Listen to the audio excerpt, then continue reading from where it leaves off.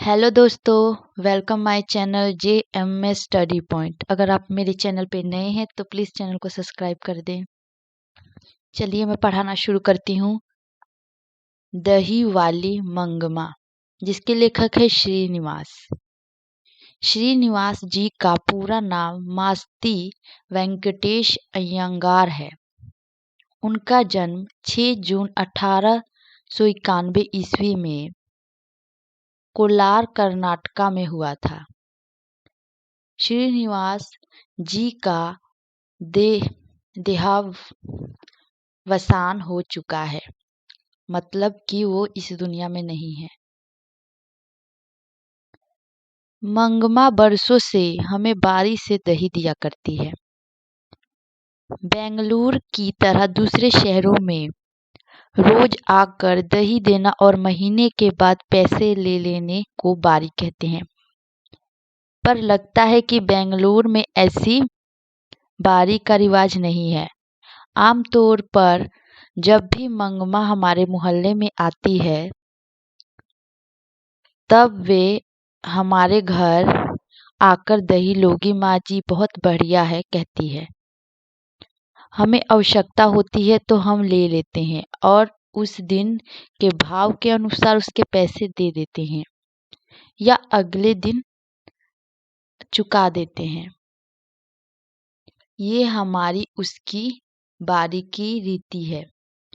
वे अवलूर के पास किसी गांव की है। उसके गांव का नाम शायद वेंकटपुर है या कुछ ऐसा ही है। आते समय हमारे मोहल्ले से होकर ही आना पड़ता है और जाती बार भी हमारी तरफ से ही जाना होता है।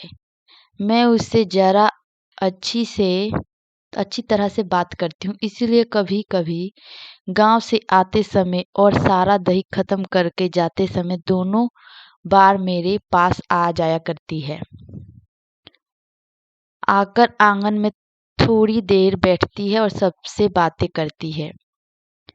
पान सुपारी खाती, ना रहने पर कभी कभी हमसे पान सुपारी मांगकर खाकर गांव जाती। ऐसे मौके पर यदि मेरे पास समय होता तो वे अपना दुख सुख भी बताया करती।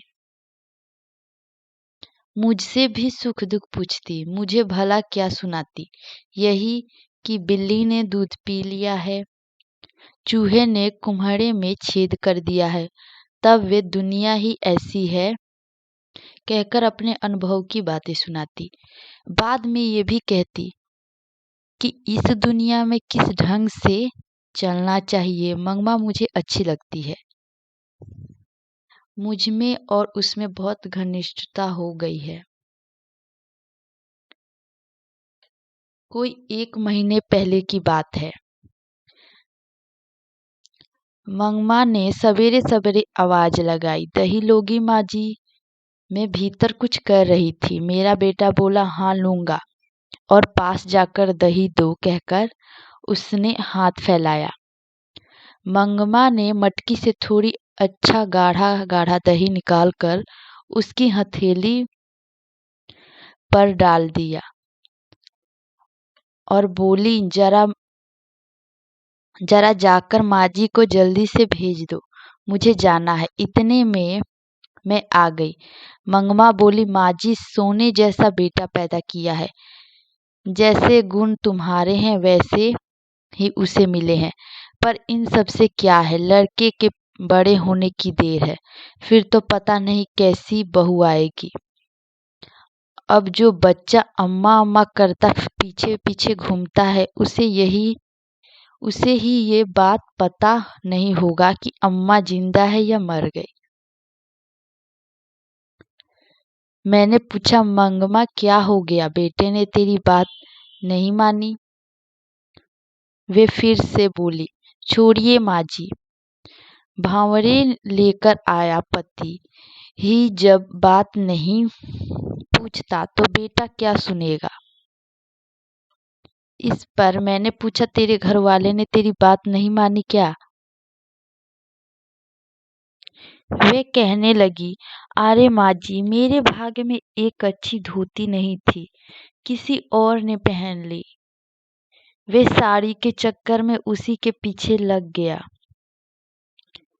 जो भी हो, वे समझता रहा मेरा घर, मेरी घरवाली, इसीलिए मैं भी चुप रही कि घरवाला तो है, सच कहती हूँ, अमृत बेचती रही। पति खा गई, पता नहीं मेरे नसीब में क्या क्या लिखा है। पर आपको एक बात कहती हूँ, ध्यान रखिए, घरवाला जब घर आए तो अच्छी तरह कपड़े लत्ते पहनकर घुमा कीजिए। मर्दों का मन बड़ा चंचल होता है। उनकी पसंद की साड़ी ब्लाउज पहनकर घुमा कीजिए। फूल इत्र आदि लगाकर उनके मन को बस में रख करना चाहिए। आपने जो साड़ी पहन रखी है काम धंधों के लिए ठीक है, जब घर में अकेली रहती हैं तब के लिए ये ठीक है। शाम के समय एक बढ़िया साड़ी पहनकर रहना चाहिए। मुझे जरा हंसी आ गई, लेकिन ऐसा लगा कि अनुभव से कितनी बड़ी बात कह रही है। साथ ही ये दुख भी हुआ कि उस अनुभव के पीछे दुख छिपा है। मैं बोली, हाँ मंगमा, तुम्हारी बात 16 आने सच है। बाद में मंगमा बोली, देखिए माँ जी, आदमी को ढंग से बस में रखने के 3-4 गुर है। कुछ लोग कहते हैं कि टोना टोटका करो या जड़ी बूटी खिला दो। अरे कहावत है, दवा करने से तो मशान ही जगता है। ऐसे लोगों की बातें नहीं सुननी चाहिए।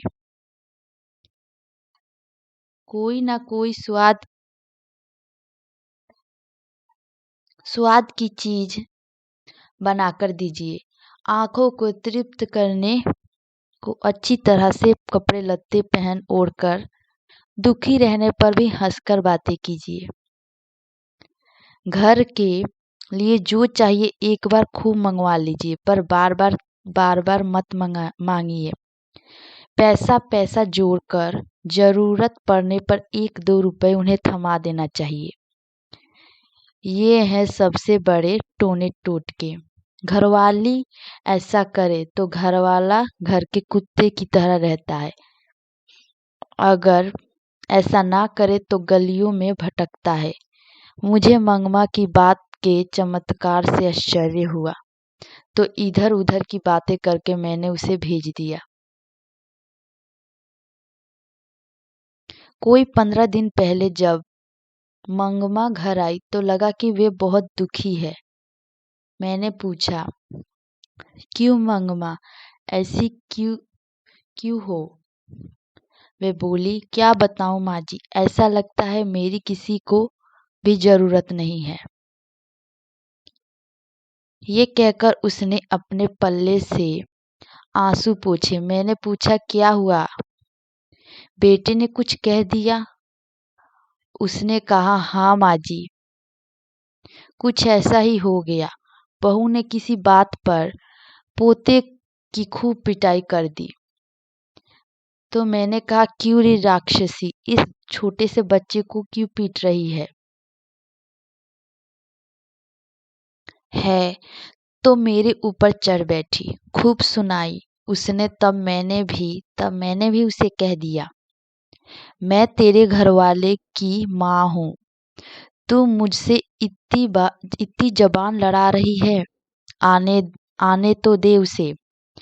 वे महाराजा घर आया, उससे मैं बोली, देख भैया, इसने बेमतलब में अनजान बच्चे को इतनी जोर से पीटा। मैंने मना किया तो मुझे ही 4 सुनाती है। तू जरा अपनी घरवाली को अकल सिखा।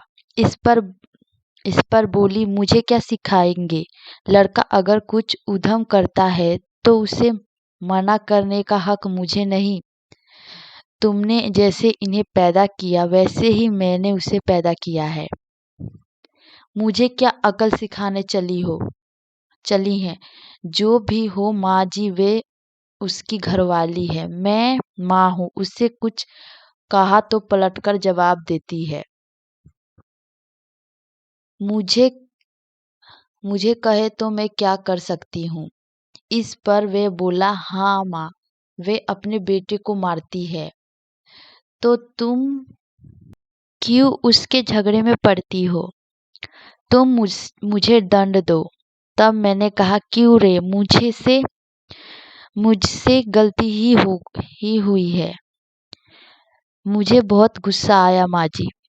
बात मेरे मुंह से निकल ही गई। क्या कहता है रे, बीवी ने तुझ पर जादू फेरा है। वे बच्चे को पीटे तो भी ठीक, और मुझे गाली दे तो भी ठीक। बहुत अच्छे। कल वे कह दे माँ को निकाल दो तो तू निकाल कर बाहर करेगा। इस पर वे बोला, और क्या किया जा सकता है माँ, अगर तुम ये कहो कि घरवाली रहेगी तो मैं नहीं रहती, और मैं रहूंगी तो घरवाली नहीं रह सकती, तो उस बिचारी को सहारा कौन दे। मैंने पूछा, मुझ बेसहारे का क्या बनेगा। तब उसने कहा, तुम्हारा क्या है माँ, तुम्हारे पास गाय बैल है, पैसा है, तुम्हें क्या मैं पाल सकता हूँ। मैंने पूछा, तुम्हारा कहना है कि मैं अलग हो जाऊं। इस पर उसने साफ कह दिया, तुम्हारी मर्जी। अगर तुम अलग होना चाहती हो तो रोकूंगा नहीं।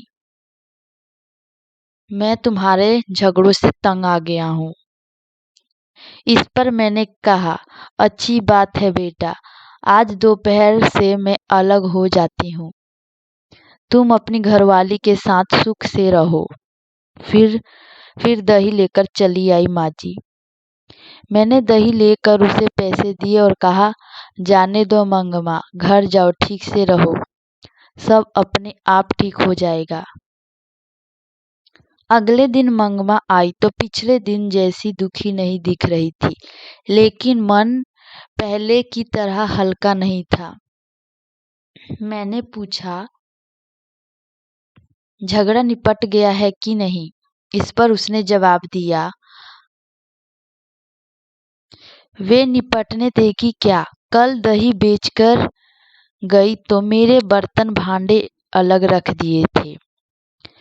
एक कुठले में रागी और एक में चावल, थोड़ा सा नमक मिर्च सब एक तरफ रखकर खुद खाकर और अपने पति को खिलाकर पांव पसारे बैठी थी। आप बताइए माँ जी, झगड़ा कैसे निपटेगा। मैंने थोड़ा हिट्टू बनाकर खाया। शादी के बाद बेटा कभी अपना रहता है माँ जी। ठीक है, तब उन्हें नहीं चाहिए, मैं ही क्यों जबरदस्ती करूं। अलग ही रहने लगी माँ जी। रोज उस बच्चे को थोड़ा सा दही देकर बाद में बेचने आया करती थी। आज ठीक उसी समय वे उसे बच्चे को लेकर कहीं चली गई थी। मैं जानती हूँ कि उसकी ये चाल है कि मैं उस बच्चे से बात ना कर पाऊं। इतनी छोटी सी बात कैसी रामायण बनती जा रही है। मुझे आश्चर्य हुआ, पर मैं इसमें कुछ कर नहीं सकती थी। इधर उधर की कुछ बातें करके मैंने मंगमा को विदा किया। बाद में 2-1 दिन में मैंने वे बात उठाई ही नहीं। ऐसा लगा कि वे अलग ही रहने लगी है। एक दिन उसी ने पूछा, माँ जी, आप जो मखमल पहनती है ना, वे कैसे गज मिलती है। मैंने पूछा, क्यों मंगमा। तो वे बोली, इतने दिन तो बेटे और पोते के लिए पैसा जोड़ती रही, अब भला क्यों जोड़ूं। मैं भी एक मखमल की ब्लाउज पहनूंगी। मैंने कहा, एक ब्लाउज के 7-8 रुपए लगते हैं मंगमा। उस दिन उस दिन मंगमा ने जाकर दर्जी से वे कपड़ा लिया और वही सिलने दे दिया। दूसरे दिन पहनकर आई। मुझसे कहने लगी, देखिए माँ जी, मेरा सिंगार घरवाले के रहते एक अच्छी साड़ी नसीब नहीं हुई। वह तो किसी के पीछे लगा था।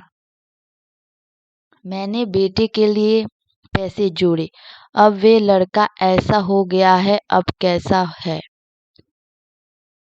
मेरा सिंगार। मुझे लगा कि बेटे से अलग होने के कारण दुख से मंगमा को जरा मति भ्रम हो गया है। जब ज्यादा दुख आ जाता है तब हर किसी को ऐसा ही हो जाता है। मैंने कुछ ना कहा, पर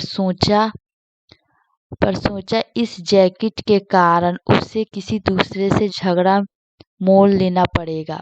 उनके गांव का एक लड़का बेंगलुरु में पढ़ रहा था। वे फिरंगियों की तरह अथवा पढ़े लिखे हम जैसों की तरह जरा नफासत से कॉलर टाई पहनता था, जरा शौकीन था। उसने एक दिन मंगमा को देखकर पूछा, क्या बात है अम्मा, एकदम मखमल की जैकेट ही पहन ली। तब मंगमा ने कहा, क्या रे लड़के, यो बढ़ बढ़ कर बातें कर रहा है। तू गले में फांसी लटकाए घूमता है, मैं जैकेट नहीं पहन सकती। दोनों तू मैं हो गई। पास खड़े 4 लोग हंस पड़े। अगले दिन मंगमा ने ही ये बात मुझे सुनाई। दूसरों की बात तो दूर, उस बहू ने भी मंगमा को सुनाते हुए कहा, बहू को एक जैकेट सिलाकर नहीं दी। सास अलग हो गई और अब मखमल की जैकेट पहनने लगी है। मंगमा ने ब्याह में बहू को कर्णफूल, कड़े, झुमकी, कान की जंजीर, कंठी और तगड़ी सब दिया था। बाद में भी साल के साल कोई गहना बनवा देती थी। वे तो बहू को याद नहीं रहा। मंगमा उसकी बात सुनकर एक दो बार तो चुप रही। बाद में वे अपने को रोक नहीं पाई। एक दिन रात को जाकर बेटे से कह दिया, तेरी घरवाली बड़ी बड़ी बातें बनाती है, मेरे जैकेट पर ताने कसती है, कहती है उससे कुछ भी नहीं दिया। क्या मैंने कुछ नहीं दिया? कड़े, कर्णफूल, झुमकी, पदक या ये सब मेरे दिए हुए नहीं है? बहू ने पति को बोलने का मौका ही नहीं दिया। वे बोली, अब तो घरवाला भी नहीं, ऊपर से बुढ़िया भी हो गई हो, अब कर्णफूल और तगड़ी पहनोगी? ले जाओ, पहन लो।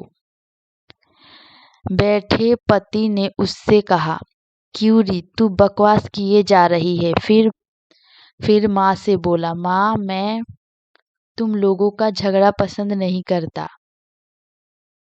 अगर तुम्हें चाहिए तो सारे जेवर ले जाओ।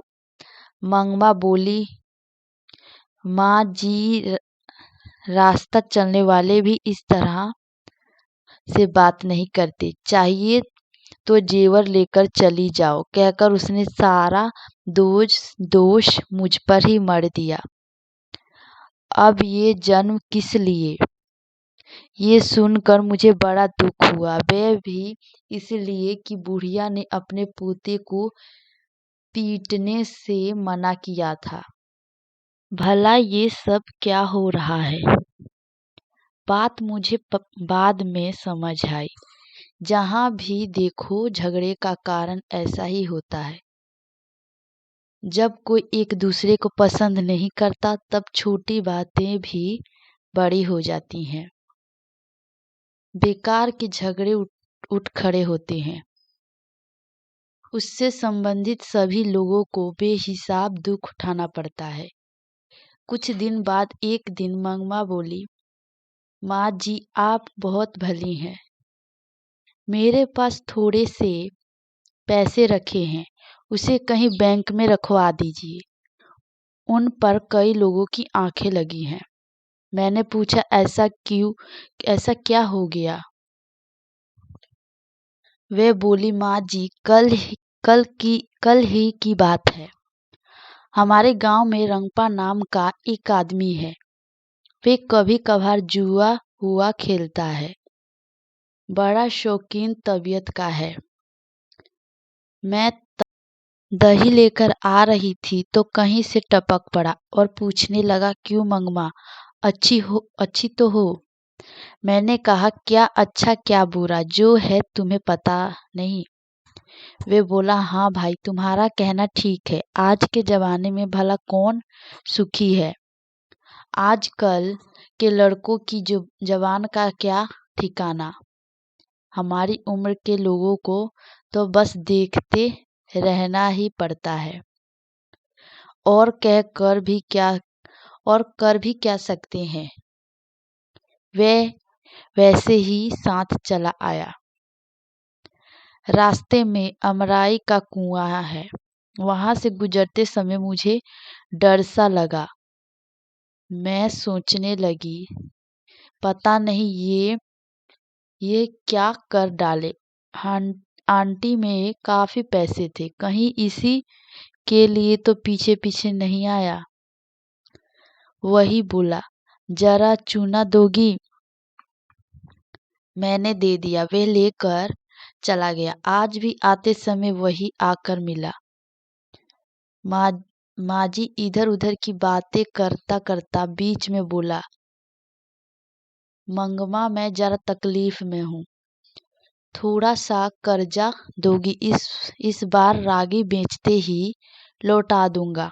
मैं बोली अरे भैया मेरे पास पैसे कहाँ? तब वे कहने लगा जाने दो मंगमा, क्या हमें पता नहीं? पैसे को यहाँ वहाँ गाड़ कर रखने से भला क्या मिलता है? फिर थोड़ी देर बाद वही बोला तुम्हारा बेटा तुम्हारे साथ रहता तो मैं तुमसे कर्जा नहीं मांगता। मैं जानता हूँ तुम अपनी बहू के लिए कोई ना कोई चीज वस्तु बनवाती रहती थी। अब वे बात ने अब वे बात तो नहीं रही। देखिए माँ जी, औरत अगर अकेली हो जाती है तो लोगों की आंखें उसकी तरफ लग जाती हैं। मैंने मंगवा से कहा मैं अपने घर वाले से पूछकर बताऊंगी। मैंने उनसे इस बारे में कोई बात नहीं की। दूसरे दिन मंगवा ने दही लेने के बाद आंटी से एक थैली निकाली और कहने लगी माँ जी जरा भीतर चलो, गिन लो। मैं बोली मैंने अभी उनसे पूछा नहीं, अभी रखे रहो फिर ले आना। मंगमा कहने लगी मुझे बहुत डर लगता है माँ जी। आज भी रंगपा आया था अमराई के पास। कहने लगा जरा बैठो मंगमा, ऐसी जल्दी क्या है? मेरे पास ये पैसे भी थे और मेरा दिल जोर जोर से धड़कने लगा। अगर मैं नहीं रुकती तो वे जबरन बांह पकड़कर बिठा लेता। इस डर से बैठ गई। वे दुनिया जहान की बातें करता रहा। बाद में मेरा हाथ पकड़कर बोला मंगमा तुम कितनी अच्छी हो। जवानी में भी घरवाले ने मेरा इस तरह हाथ नहीं पकड़ा था। बाद में मैं किसी और ने इस हाथ को नहीं पकड़ा। आज इसने आकर पकड़ा। मैंने हाथ छुड़ा लिया और पूछा क्या बात है रंगपा, आज बड़े रंग में हो। मेरा अच्छापन देखने को तुम मेरे घर वाले हो क्या? कहते हुए उठकर तेजी से चली आई। माँ जी कल उसने पैसे मांगे थे, आज उसने पान मांगा। जिसने मड़वे के तले बैठकर मोर बांधकर गठबंधन करके हाथ थामा। वे तो कभी का चला गया। भरी जवानी में घरवाले ने मुंह मोड़ लिया। कोई और होती तो ये सोचकर खुश हो जाती कि घरवाले ने तो पसंद नहीं किया, पर कोई तो पसंद करने वाला मिला। पर मैंने अपना धर्म नहीं छोड़ा। इस बदमाश ने आकर मेरा हाथ घरवाले से भी ज्यादा हक से पकड़ लिया था। मुझे लगा कि बेचारी का जीवन बेकार में ही दुखी होता जा रहा है। इसीलिए मैंने कहा, ये सब फजीहत काहे का मंगमा। चुपचाप जो हुआ उस पर मिट्टी डालकर बेटे के साथ रह क्यों नहीं जाती।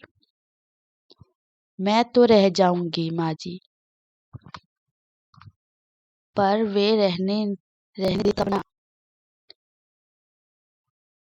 बेटे से ये सब बता दो। हाय राम, हो हल्ला करके मेरी बहू तो मुझे जाति से ही बाहर कर देगी। मुझे देर हो रही है माँ जी, चलती हूँ। कल अपने उनसे पूछकर रखिएगा, कहकर मंगवा चली गई। 1 घंटे बाद फिर आकर बोली, माँ जी आज एक बात हो गई। क्या? बच्चे के लिए थोड़ी सी मिठाई लेकर टोकरे में रख ली थी। मंगमा ने पहले ही बताया था कि उसके पोते को उसके पास वे आने नहीं देती, इसीलिए मुझे ये समझ में ना आया कि बच्चा कौन सा है। मैंने पूछा, किस बच्चे के लिए? और कौन सा बच्चा माँ जी, मेरा पोता ही तो। तुम्ही ने तो कहा था वे तुम्हारे पास नहीं आने देते। उसकी माँ तो मना करती है, पर बच्चा क्या रुक सकता है। आंख बचाकर आ ही जाता है। कभी कभार जरा दूध पी जाता है, कभी दही मांग लेता है। थोड़ा सा कुछ मिल जाने पर नाच उठता है। जरा भी शोर मचाता है तो तेरी माँ सुन लेगी कहते ही चुप हो जाता है। बच्चों का खेल ही तो असली खेल है। उसी के लिए थोड़ी सी मिठाई लेकर रखी थी। वे सुकापुर है ना, उधर से ही आ रही थी। वहाँ एक आम का पेड़ है ना, उस पर बैठा एक कौआ झट से मिठाई की पुड़िया उठा ले गया। आज कैसी अजीब बात हो गई है। एक मिठाई की पुड़िया चली गई तो क्या हो गया, फिर से खरीद लो। ये बात नहीं माँ जी, कहते हैं कि कौवे से आदमी का स्पर्श नहीं होना चाहिए, इसीलिए कहा। उससे क्या होता है? कहते हैं उससे जान का खतरा हो जाता है। मुझे लगा कि मेरे दिन पूरे हो चले। बाद में ये सोचकर खुशी भी हुई कि चलो अच्छा हुआ, ये जन्म किसी को भी नहीं चाहिए। अच्छा है जल्दी से भगवान के चरणों में पहुंच जाऊंगी। जो भी हो आज ही हो। तुम भी कैसी पागलपन की बातें कर रही हो। पहले तो कौवे को आसानी से मिठाई मिल जाए ऐसे रख कर लाओ। अगर वे उठा ले जाए तो कहो कि जान का खतरा है। ये कौन सी अकल की बात है। जाओ चुपचाप घर जाओ। तो आपका ये कहना है कि कोई डर नहीं है। डर वर कुछ भी नहीं है। जितना झगड़ा होता है उम्र बढ़ती है। दोबारा उस बारे में मत सोचो। हंसते हंसते घर जाओ। मंगमा चली गई। मैं उसकी मानसिक स्थिति सोचकर आश्चर्यचकित हुई। बेटा चाहिए, बहू चाहिए, पोता चाहिए, साथ ही वे घर की बड़ी है, ये लालसा छूटी नहीं। जीवन के प्रति एक विचित्र सी ऊब, फिर भी मरने की इच्छा नहीं और अनिच्छा प्रकट करने का मन भी नहीं। हम सोचते हैं कि ये गांव के लोग हैं, कुछ जानते नहीं, कोई लुकाव छिपाव नहीं, तो भी लोगों की मानसिक स्थिति के पीछे परतों पर पड़ते हैं। बड़े घर में छोटा घड़ा समाया है। मैंने सोचा ये कैसा नाटकीय सूत्र है। मंगमा जब फिर से घर आई तो उसने एक समाचार दिया।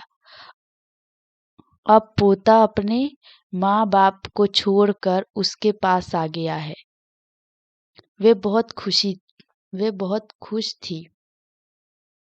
उसके साहस की प्रशंसा करते हुए बोली, बीते भर का छोरा है। माँ को छोड़कर चले आने का मतलब क्या है? कल दोपहर को आए लड़के ने कह दिया,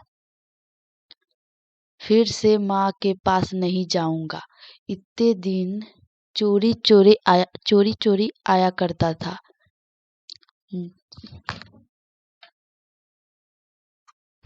तब जब वे घर नहीं पहुंचा तो माँ ने आकर शोर मचाया, पीटने की धमकी दी। मैं नहीं जाऊंगा कहकर वे मेरी टांग पकड़कर खड़ा हो गया और कोई चारा ना देखकर मैंने कहा, जा बेटा। उसके बाप ने भी आकर बुलाया, पर मैं नहीं जाऊंगा कहकर वे मेरे पास ही रह गया। माँ जी 10 दिन से अकेले घर में सोती थी। जरा डर भी लगता था। जो भी हो, मर्द का बच्चा है, देखो भगवान ने उसको कैसी अकल दी। जवान बेटे ने मुंह मोड़ लिया और ये बीते भर का पोता, मैं तो हूँ, तुम चिंता मत करो कहकर आ ही गया। बहू ने तो सारी रात महाभारत मचाया। लाख जोर लगाने पर भी वे नहीं गया। सुबह यहाँ आते समय तू अकेला कैसे रहेगा कहकर उसे उसकी माँ के दरवाजे पर ले जाकर खड़ा किया। जब वे भीतर चला गया तब मैं यहाँ आई। अब अगर वे बच्चे को पीटे तो क्या करोगी? अरे माँ जी, क्या उसे इस बात की खुशी नहीं होगी कि बेटा एक बार तो घर आया? पास रहे तो मारने को मन करता है। देखो माँ जी, जब हम इकट्ठे थे तब मुझे कभी ये नहीं लगा कि मेरी बहू सुंदर है। अब दूर से देखती हूँ तो उसकी भौवें चढ़ी ही रहती हैं। वैसे बड़ी सुंदर दिखाई देती है, इसलिए तो मेरा बेटा उस पर लट्टू है। वे भी ऐसा ही है। तब ये पता नहीं चलता था कि कब घर आता है और कब खेत पर जाता है। अब मैं घर के दरवाजे पर बैठी ये देखती रहती हूँ, इतनी जल्दी क्यों चला गया, इतनी देर तक क्यों नहीं आया। माँ जी, उसे भी तो ऐसा ही लगता होगा ना। यदि वे पीटेगी तो कल दही बेचने निकलूंगी तो मेरे साथ ही चला आएगा। 9 महीने पेट में रखकर पीर सहकर पैदा किए बच्चे को छोड़ देगी। मुझे ये सोचकर आश्चर्य हुआ कि वे कितनी दूर तक सोचती है। मुझे लगा कि कुछ दिनों में उनका झगड़ा निपट जाएगा और सभी सुखी रहेंगे। हुआ भी ऐसा ही। 2 दिन बाद लड़का माँ के पास गया और उसके दूसरे दिन ही दादी के साथ मैं भी बेंगलुरु जाऊंगा कहकर जिद पकड़ ली। बेचारी बुढ़िया के लिए सिर पर दही की मटकी वाला टोकरा और गोद में पोते को लेकर 3 मील चलना असंभव था। उसकी समझ में न आया कि क्या करे। बेटे और बहू ने आकर समझाया, उस दिन हमसे गलती हो गई। तुम भी गुस्सा करके यूं रहोगी तो कैसे चलेगा माँ। गांव के चार बड़े बूढ़ों ने भी उसे समझाया, वे भला क्यों अपना बड़प्पन खोती है। मंगमा अपनी इच्छा से ही फिर खुशी खुशी अपनी बहू के साथ रहने लगी, परंतु पोता तो दादी के पास ही रहने की जिद पकड़े बैठा था। इसीलिए एक नया प्रबंध शुरू हुआ। शुरू से ही दूध दही का व्यापार मंगमा के हाथ में था। बहू के आने पर भी मंगमा ने उसे अपने हाथ में ही रखा। जब कोई बहू बनकर आती है तो घर के खाने पकाने की जिम्मेदारी भी उस पर पड़ती है। वास्तव में बात ये थी कि दही बेचने पर 4 पैसे हाथ आते थे। अब पोते ने सदा दादी के पास रहने की हट पकड़ी थी। बहू बोली, इतनी धूप में इस उम्र में तुम क्यों बाहर जाती हो? भला कितने दिन ये काम कर सकोगी? घर में ही खाना पीना बनाकर मालकिन की तरह रहो। दही बेचने का काम मैं देख लेती हूँ। ठीक है, कह दिया। साथ ही ये भी कहा कि कभी कभार मैं चली जाऊंगी। रोज जाने का काम तुम ही करो। एक दिन सास बहू दोनों आई। एक की गोद में बच्चा था और दूसरी के सिर पर मटकी वाला टोकरा। यही है माँ जी मेरी बहू। बुढ़िया बेचारी अकेली क्यों रही, ये सोचकर इसने फिर से मुझे अपने साथ बुला लिया। साथ ही ये भी कहा कि तुम बेकार में धूप में मत घूमो। मैंने भी मान लिया। आगे से यही दही बेचने आएगी, ये बताकर मंगमा ने बहू को हमें दिखा दिया। मैंने सास और बहू से बात करके और संयम से काम लेना चाहिए कहकर 2 बातें अकल की समझाकर दोनों को पान सुपारी देकर भेज दिया। आजकल वे बहू ही दही लाया करती है।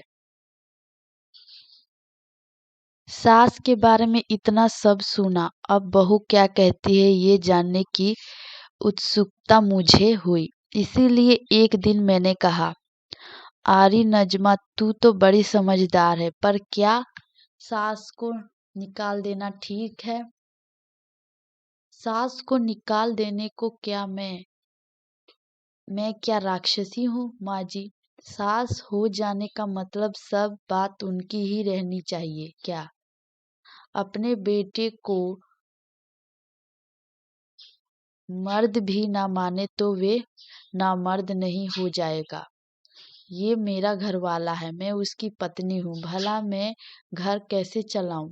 ये ठीक है कि उन्होंने जन्म दिया, पाला पोसा, चाहे तो वे ही अपने बेटे पर अपना हक रखे। मैं चुप रहूंगी, पर मैं अपने बेटे को भी मार नहीं सकती, तो मैं कहाँ की बहू रही? बेटा तुम्हारा है, ये जताने को पीटना जरूरी है क्या? मारना प्यार करना तो चलता है, पर जब मारने पर पूछती कि क्यों मारती है, तब प्यार करने पर क्यों नहीं पूछती? इसीलिए इन सबसे कौन माथा पच्ची करे? मेरा बेटा मेरा है, मेरा पति मेरा होना चाहिए। बहू होकर मैं अगर एक बात ना कह सकूं, एक थप्पड़ ना लगा सकूं, तो मेरा घर चलाना किस काम का? मुझसे मंगमा ने जब अपनी बात सुनाई थी तब लगा था कि उसकी बात सही थी। अब उसने अपनी बात कही तो लगा उसकी बात भी सही है। मैंने पूछा, तो अब तुम्हें घर में कुछ छूट मिली? अब पहले से जरा ठीक है। जो भी हो, जरा संभल कर चलना ही पड़ता है। अगर झगड़ा करूं तो मेरी सास पता नहीं किससे सारे पैसे दे डाले। हमारे गांव में रंगपा नाम का एक आदमी है। जब मेरी सास अलग थी तब उसने मेरी सास से कर्ज मांगा। वे देने को तैयार हो गई थी। ये रंगपा से ही पता चला था। तब मैंने बच्चे को सिखाया, तू अपनी दादी के पास चला जा, वे मिठाई देती है, हमारे घर कदम मत रखना। झगड़ा किसी तरह निपटाने को मैंने ये सब किया माँ जी। तो पोता दादी के पास अपने आप नहीं गया, बच्चा भी गया, मैंने भेज भी दिया माँ जी। ये सब बताने की बात थोड़े ही है, आदमी लोग ये सब कहाँ समझते हैं। मुझे ऐसा लगा कि मंगमा भी अकल से कुछ कम नहीं है। उस घर में अब सास और बहू में स्वतंत्रता की होड़ लगी है। उसमें माँ बेटे और पति पत्नी है। माँ बेटे पर से अपना हक नहीं छोड़ना चाहती और बहू पति पर अधिकार जमाना चाहती है। ये सारे संसार का किस्सा है। इसकी हार जीत क्या होगी ये कहा नहीं जा सकता। पानी में खड़े बच्चे का पांव खींचने वाले मगरमच्छ की सी दशा बहू की है। ऊपर से बाँह पकड़कर बचाने की सी दशा माँ की है। बीच में बच्चे की चेष्टा करने वाले को कष्ट होता है। गांव में ये बात दही बेचने वाली मंगमा के घर में है, तो शहर में दही लेने वाली मंगमा के घर में भी है। ये नाटक चलता ही रहता है। इस नाटक का कोई अंत नहीं। प्लीज़ मेरे चैनल को सब्सक्राइब और मेरे वीडियो को लाइक कर दीजिए ताकि मुझे वीडियो बनाने की मोटिवेशन मिलती रहे। Thank you to watching my video.